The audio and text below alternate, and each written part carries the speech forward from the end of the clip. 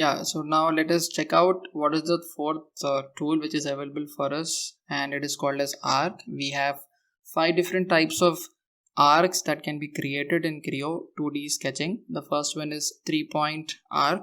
So in order to create this arc, we have to select 3 different points or 3 different locations. Like for example, I have clicked on this arc. Let me just start over here. This is the first point, and you can observe as I'm moving to the right side, I'm getting a construction line which is exactly horizontal to the first point. And if in case I'm just moving down, the line is getting eliminated, which means that the second point is not in the horizontal direction with the first point. So let me just go in horizontal direction. I can also go in the vertical direction, and you can see a vertical construction line which is being created as a reference for us. So this is a good feature in Creo. So let me stop the second point over here, and as soon as I'm stopping at the second point, I'm getting an arc which can be stopped at any location depending on our need. So let me stop. You can see the center of the arc which is on the upper side. Now it is coming to the bottom section. So I can stop the center at different locations. I want the center to be in the midpoint of the first and second point of the arc. So let me go to the specific location. There it is. This is the center point of the start and the end location. I want to stop my arc at this particular location, so I just need to click on the left click, and I want to click escape, or I have to click the middle click to just come out from this thing. So you can see the arc has a dimension of radius. This dimension can also be converted to diameter. So this is in quite relation with the circle, because arc has to be represented with diameter or a circle. Let me go to a smaller dimension. So this is 150 diameter, so we cannot see this particular dimension. So in this case, we have to zoom in using this option, or we can use the option called refit, which adjusts the geometry depending on the dimension in the screen. So as soon as I click on the refit, you can see the screen got zoomed in, and the total geometry is seen in the center of the screen.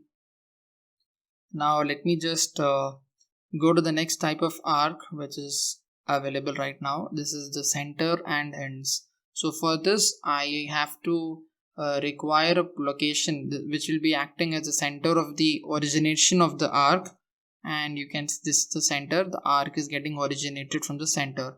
This is in a quite resemblance with the center circle, actually center and point circle, but we will not be forming a circle, we will be forming an arc.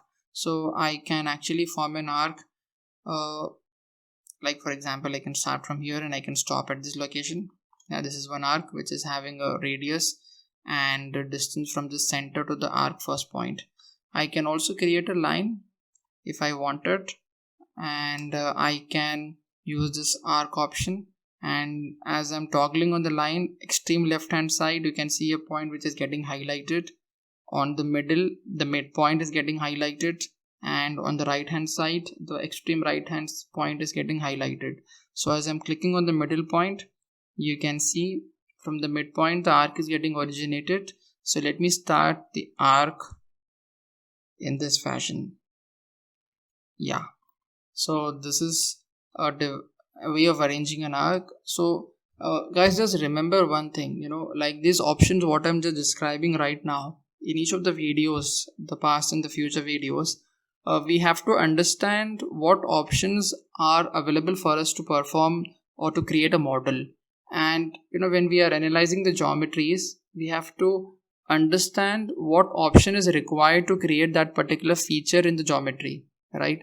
So I will be making sure that you understand each and every required tool in Creo, so that you can create most of the geometries which are needed for your personal works or project works or research works or any kind of work actually.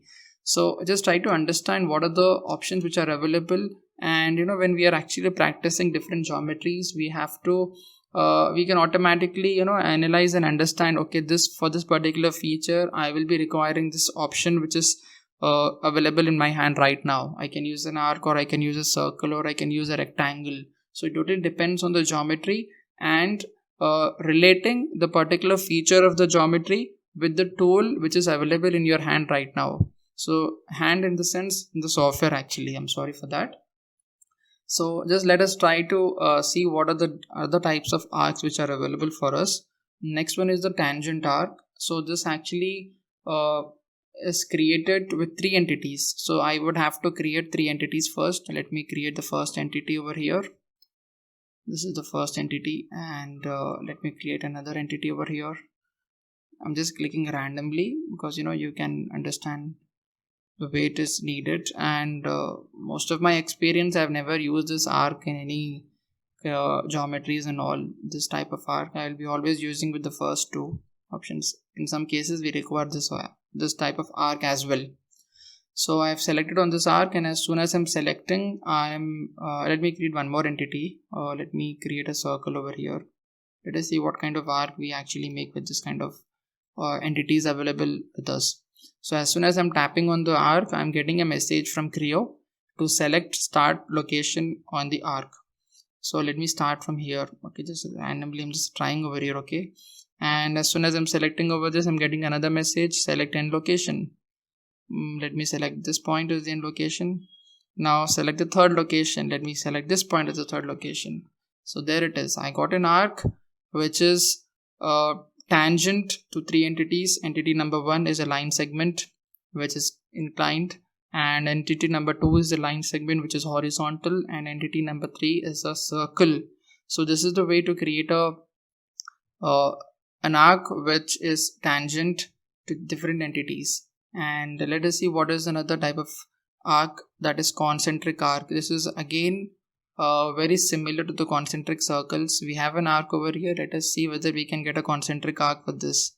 Yeah, we are getting a concentric arc. You can see I can create any type of arc with this. I have a concentric arc again over here. Let me stop over here. I can again go to the upper side. Yeah, I can stop over here. So this is a concentric arc, right? So let me just tell you what is a conic. Before that, just let me press escape and let me clear the screen. Let me delete all the drawings. So as soon as I'm selecting the conic, I have to select the first point, then I have to go to the next point, and as I'm going to the next point, I will be having you can see a curve which is actually designated by a term called rho of the conic. We call it actually, you can see rho over here. So you can just change to any value, and depending on the value you will be having you can see the range. Actually it is from 0.005 to 0.9 actually. So let me just type it as 0.9. There is a different way of arranging of the conic, and I can adjust the distance between 2 points, the angle of inclination to be something around 20 or 30 or anything, and let me just keep this to be around 100, and you can see the conic arc is formed right now, right? So this is the way conic arc is created actually. Let me delete it. Now let us go to the next option, which is called as ellipse, and under ellipse we have 2 options, which is axis end ellipse and center ends ellipse. Okay, so let me click on axis ends so we can see the originating, how it is actually happening over here. This is the first end. I can create the ellipse in any angle actually. So let me go to the horizontal way. This is the second end actually. As soon as I'm creating this, clicking on the extreme right hand end, the ellipse is being originated. You can again stop it at any location. I have stopped it over here, and there it is. This is the major axis and this is the minor axis of the ellipse, which I need to convert it to the strong dimension by double clicking on it, or I can use an option called modify over here, which I'll be telling you later. Okay, so this is an ellipse which is created from the end to end. So let me just pan to the right side and let me use another way of creating ellipse. This is the center and axis. So you can see it is quite similar to the center and circle, center rectangle type.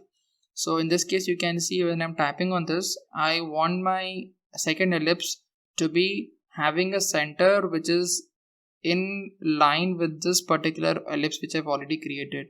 So you can see that I have created this particular ellipse, and I'm just moving on this. I'm just toggling on this line, and you can see I'm getting a construction sample line. So this is the center. From the center my ellipse is being created. Let me create a vertical ellipse now, and you can see I can just move to the left or to the right depending on my need. I'll just stop it over here, and this is the ellipse which is being created from the center. So this is the major and minor axes. I can toggle and change them depending on the need, or if we can click on modify, this thing will be coming over here in this modify section. I need to type over here and I can just change it.